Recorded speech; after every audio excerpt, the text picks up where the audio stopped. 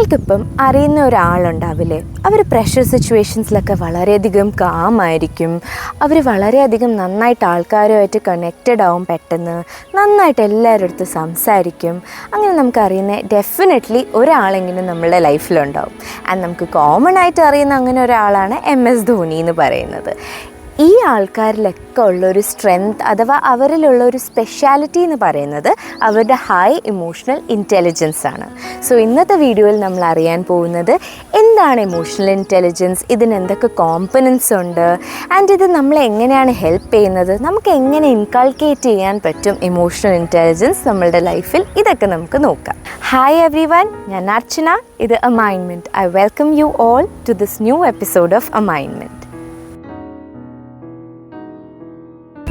Emotional intelligence എന്ന് പറയുന്നത് actually നമ്മളുടെ ഇമോഷൻസിനെ മനസ്സിലാക്കുക, അതിനെ മാനേജ് ചെയ്യുക ആൻഡ് പ്രോപ്പർലി എഫക്റ്റീവ് രീതിയിൽ അതിനെ എക്സ്പ്രെസ് ചെയ്യുക. ആൻഡ് അതിൻ്റെ കൂട്ടത്തിലുള്ള വേറൊരു എലിമെൻറ്റാണ് വേറുള്ളവരുടെ ഇമോഷൻസിനെ പ്രോപ്പർലി മനസ്സിലാക്കി അതിനായിട്ട് റെസ്പോണ്ട് ചെയ്യുക. ഇതൊക്കെയാണ് ഒരുമിച്ച് വരുമ്പോഴാണ് നമുക്ക് പറയാൻ പറ്റുക, ഓക്കെ ഈ പേഴ്സണൽ ഇമോഷണൽ ഇൻ്റലിജൻസ് ഉണ്ട് അഥവാ ഹൈ ഇമോഷണൽ ഇൻ്റലിജൻസ് ആണെന്ന്. നമ്മൾ കോമൺലി ഒരാൾ സക്സസ്ഫുൾ ആണ് അല്ലെങ്കിൽ ബ്രില്യൻ്റ് ആണ് എന്നൊക്കെ ഒന്ന് മെഷർ ചെയ്യുന്നത് ആ പേഴ്സണ് ഭയങ്കര ഹൈ IQ ആണ് എന്നതിൽ, അതാണ് നമ്മളൊരു ബേസായിട്ട് വയ്ക്കാറ്.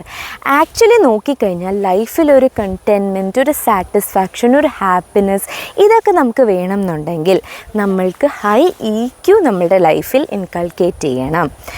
IQ എന്ന് പറയുന്നത് ഇൻ്റലിജൻസിനെ മെഷർ ചെയ്യാനായിട്ട് യൂസ് ചെയ്യുന്ന കോഷ്യൻ്റ് ആണെങ്കിൽ EQ എന്ന് പറയുന്നതാണ് ഇമോഷണൽ ഇൻ്റലിജൻസിനെ മെഷർ ചെയ്യാൻ യൂസ് ചെയ്യുന്ന കോഷ്യൻ്റ്.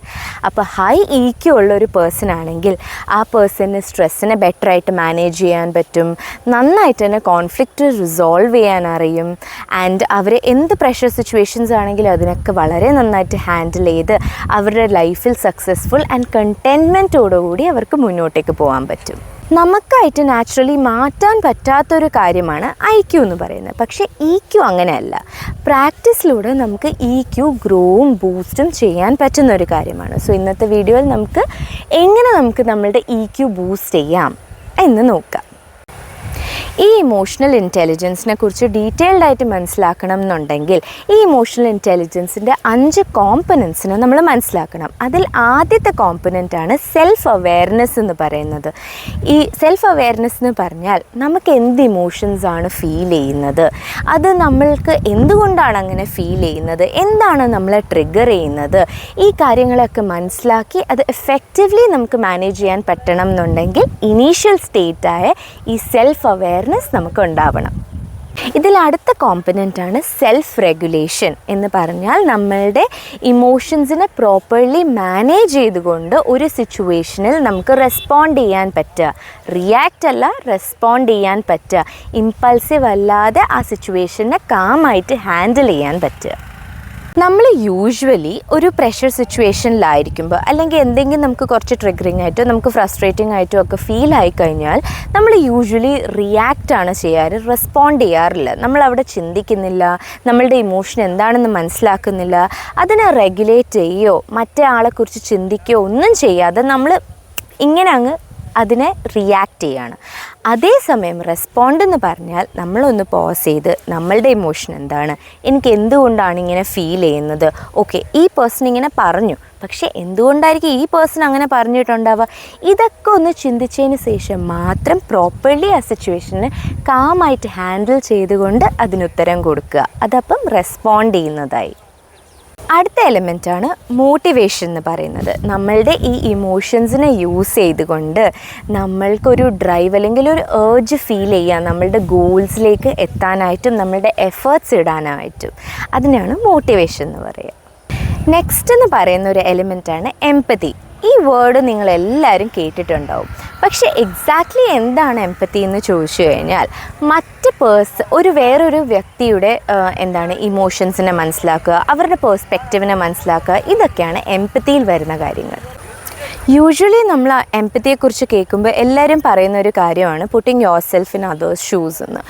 പക്ഷേ അത് എത്രത്തോളം പ്രാക്ടിക്കലി പോസിബിൾ ആയിട്ടുള്ള ഒരു കാര്യമാണ്. ഇപ്പോൾ സപ്പോസ് ഒരു പേഴ്സൺ സഫർ ചെയ്യുന്നുണ്ട്, ആ പേഴ്സൻ്റെ സഫറിങ് അതേ ഷൂസിൽ നിന്നുകൊണ്ട് ആ പേഴ്സൺ സഫർ ചെയ്യുന്ന അതേ സിവിയറിറ്റിയിലും ഇൻറ്റൻസിറ്റിയിലും നമുക്ക് ഒരിക്കലും ഫീൽ ചെയ്യാനോ മനസ്സിലാക്കാനോ പറ്റില്ല. നമുക്ക് പറ്റുന്ന കാര്യം അവരെ എത്രത്തോളം ബുദ്ധിമുട്ടിലായിരിക്കും, അവരുടെ പെർസ്പെക്റ്റീവ് എന്തായിരിക്കും, അവരുടെ ഫീലിങ്സ് എന്തായിരിക്കും എന്ന് മനസ്സിലാക്കാൻ ജെനുവൻലി ട്രൈ ചെയ്യുക എന്നത് മാത്രമാണ്. അങ്ങനെ ട്രൈ ചെയ്യാൻ ഒരാൾ റെഡി ആണെങ്കിൽ ആ പേഴ്സൺ എംപത്തറ്റിക് ആണെന്ന് നമുക്ക് പറയാൻ പറ്റും. ഇതിൽ 5ാമത്തെ എലിമെൻറ്റാണ് സോഷ്യൽ സ്കിൽസ് എന്ന് പറയുന്നത്.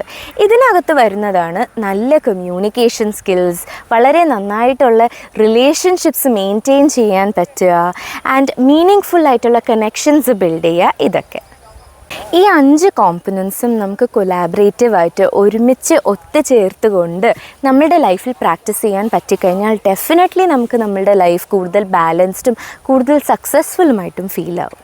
ഇപ്പോൾ ഇമോഷണൽ ഇൻ്റലിജൻസ് ഒരു സ്കില്ലാണെന്ന് ഞാൻ നേരത്തെ പറഞ്ഞിരുന്നു. അപ്പം നമുക്കത് ഡെവലപ്പ് ചെയ്യാനായിട്ട് അല്ലെങ്കിൽ ബിൽഡ് ചെയ്യാനായിട്ട് എന്തൊക്കെ സ്റ്റെപ്സ് ഫോളോ ചെയ്യാൻ പറ്റും, ജനറലി എന്തൊക്കെ സ്റ്റെപ്സ് ഫോളോ ചെയ്യാൻ പറ്റും എന്ന് ഞാനിനി ഷെയർ ചെയ്യാം.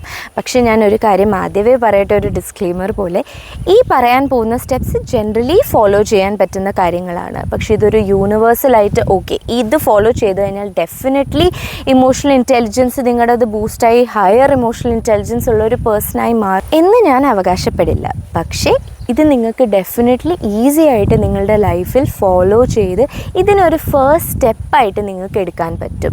ഇതിൻ്റെ നെക്സ്റ്റ് സ്റ്റെപ്പ് എന്ന് പറയുന്നത് നിങ്ങളുടെ പേഴ്സണലൈസ്ഡ് ജേർണി എങ്ങനെയാണ്, നിങ്ങൾ ഏത് പോയിൻ്റ് ഓഫ് ലൈഫിലാണ്, ഏത് ഫേസിൽ കൂടെയാണ് പോകുന്നത്, ഇതൊക്കെ മനസ്സിലാക്കി നിങ്ങൾക്ക് പ്രോപ്പർ സപ്പോർട്ടൊക്കെ വേണം എന്നുണ്ടെങ്കിൽ ആൻഡ് ഇത് ജെന്യുവൻ ആയിട്ടൊരു കൺസേൺ ആണെങ്കിൽ നിങ്ങൾ ഡെഫിനറ്റ്ലി തെറപ്പിക്ക് പോയി ഒരു പ്രൊഫഷണൽ ഹെൽപ്പ് തന്നെ സീക്ക് ചെയ്യണം. പക്ഷേ ഇപ്പം ഞാൻ പറയാൻ പോകുന്ന ജനറലി എല്ലാവർക്കും ഫോളോ ചെയ്യാൻ പറ്റുന്ന സ്റ്റെപ്സാണ്. അതിൽ ആദ്യത്തെ സ്റ്റെപ്പാണ് സെൽഫ് അവെയർനെസ് ഇൻക്രീസ് ചെയ്യാനായിട്ട് നിങ്ങൾക്ക് ചെയ്യാൻ പറ്റുന്നൊരു കാര്യമാണ് ജേർണലിങ്. നിങ്ങൾ ഡെയിലി കുറച്ച് സമയമെടുത്ത് ഇന്ന് എനിക്ക് എങ്ങനെയാണ് ഫീലായത്, എനിക്ക് എന്ത് ഇമോഷൻസാണ് ഫീലായത്, എനിക്ക് എന്തുകൊണ്ടാണ് ഫീലായത്, എന്താണ് എന്നെ ട്രിഗർ ചെയ്ത കാര്യങ്ങൾ, ആൻഡ് ഈ പറയുന്ന ഇമോഷൻസ് ജസ്റ്റ് സാഡ്നെസ്സോ ആങ്കറോ മാത്രമല്ല ഹാപ്പിനെസ്സും എന്തുകൊണ്ടുണ്ടായി, പോസിറ്റീവായിട്ട് നിങ്ങൾക്ക് ഫീൽ ആയിട്ടുണ്ടെങ്കിൽ അതും എന്തുകൊണ്ടുണ്ടായി, അങ്ങനെ എല്ലാ കാര്യങ്ങളും നിങ്ങളെക്കുറിച്ച് തന്നെ നിങ്ങൾ കൂടുതൽ മനസ്സിലാക്കാൻ ശ്രമിക്കുക. ആൻഡ് ജേർണലിങ് എന്തുകൊണ്ടാണ് സെൽഫ് അവെയർനെസ്സിനൊരു വളരെ ഇമ്പോർട്ടൻ്റ് അല്ലെങ്കിൽ കീ ആയിട്ടുള്ള ഒരു ടൂൾ എന്ന് പറഞ്ഞു കഴിഞ്ഞാൽ, ജേർണലിങ് നമ്മൾ ചെയ്യുമ്പോൾ നമ്മളുടെ തോട്ട്സ്, നമ്മൾക്ക് ഈ നമുക്ക് തോന്നുന്ന കാര്യങ്ങളില്ലേ, ലൈക്ക് ഇമോഷൻ എന്താണ് ഫീൽ ആയത്, എന്താണ് ട്രിഗർ ചെയ്ത്, അങ്ങനത്തെ എല്ലാ കാര്യങ്ങളും നമ്മൾ നോട്ട് ചെയ്യുന്നു, നമുക്ക് അനലൈസ് ചെയ്യാൻ പറ്റുന്നു, റിഫ്ലക്റ്റ് കൂടുതൽ നന്നായിട്ട് ചെയ്യാൻ പറ്റും. ആൻഡ് പിന്നീട് കുറച്ച് നാൾ കഴിയുമ്പോൾ നമുക്കിത് റിവ്യൂ ചെയ്ത് നമുക്ക് എന്തെങ്കിലും ഇമ്പ്രൂവ്മെൻറ്റ്സ് വന്നോ, അല്ലെങ്കിൽ നമ്മൾ കീ ആയിട്ട് നോട്ടീസ് ചെയ്യേണ്ട അല്ലെങ്കിൽ എന്തെങ്കിലും ഒരു പാറ്റേൺ ഉണ്ടോ, ഇതൊക്കെ നമുക്ക് മനസ്സിലാക്കാൻ ഇതൊരു വളരെ നല്ലൊരു എഫക്റ്റീവ് ടൂളായിരിക്കും. അടുത്ത് നമുക്ക് ചെയ്യാൻ പറ്റുന്നൊരു കാര്യമാണ് ആക്റ്റീവ് ലിസ്ണിങ്. നമ്മളുടെ അടുത്ത് ഒരാൾ വന്നൊരു കാര്യം സംസാരിക്കുമ്പോൾ അവർ പറയുന്ന കാര്യങ്ങൾ നല്ല വൃത്തിക്ക് ശ്രദ്ധിച്ച് കേൾക്കുക, അത് മനസ്സിലാക്കാൻ ശ്രമിക്കാൻ, അതിനായിട്ടുള്ള എഫക്റ്റീവ് രീതിയിൽ അതിന് റെസ്പോണ്ട് ചെയ്യുക. ഇതാണ് ആക്റ്റീവ് ലിസ്ണിങ്. അടുത്തൊരു സ്റ്റെപ്പാണ് നമ്മളുടെ അടുത്ത് വന്ന ഒരാൾ അവരുടെ ചാലഞ്ചസിനെ കുറിച്ചോ അല്ലെങ്കിൽ ബുദ്ധിമുട്ടുകളെക്കുറിച്ചോ ഒക്കെ നമ്മളുടെ അടുത്ത് വന്ന് ഷെയർ ചെയ്യുകയാണ്. ആ ഒരു മൊമെൻറ്റിൽ ചിലപ്പോൾ നിങ്ങളുടെ പാർട്ട്ണർ അല്ലെങ്കിൽ ഫ്രണ്ട് വന്നത് ഷെയർ ചെയ്യുന്നത് അവർക്ക് സൊല്യൂഷൻസ് പറഞ്ഞു കൊടുക്കാനല്ലായിരിക്കും, അവർക്കിത് സേഫായിട്ട് ഇത് ഓപ്പൺ അപ്പ് ചെയ്യാൻ പറ്റുന്നൊരു പേഴ്സൺ എന്ന രീതിയിലായിരിക്കും നമ്മളുടെ അടുത്ത് വന്നത് പറയുന്നത്. അപ്പം നമ്മൾ അങ്ങനത്തെ ഒരു സ്പേസ് അവർക്ക് ഒരുക്കി കൊടുക്കുക, അവരുടെ അടുത്ത് ഓപ്പൺ എൻഡഡ് ക്വസ്റ്റ്യൻസ് ചോദിക്കുക, അവരെ എക്സ്പ്ലെയിൻ ചെയ്യാനായിട്ട് ഈ സിറ്റുവേഷൻ എങ്ങനെയാണ്, അവർക്ക് എങ്ങനെ ഫീൽ ചെയ്യുന്നു എന്ന് എക്സ്പ്ലെയിൻ ചെയ്യാനുള്ള സ്പേസ് കൊടുക്കുക.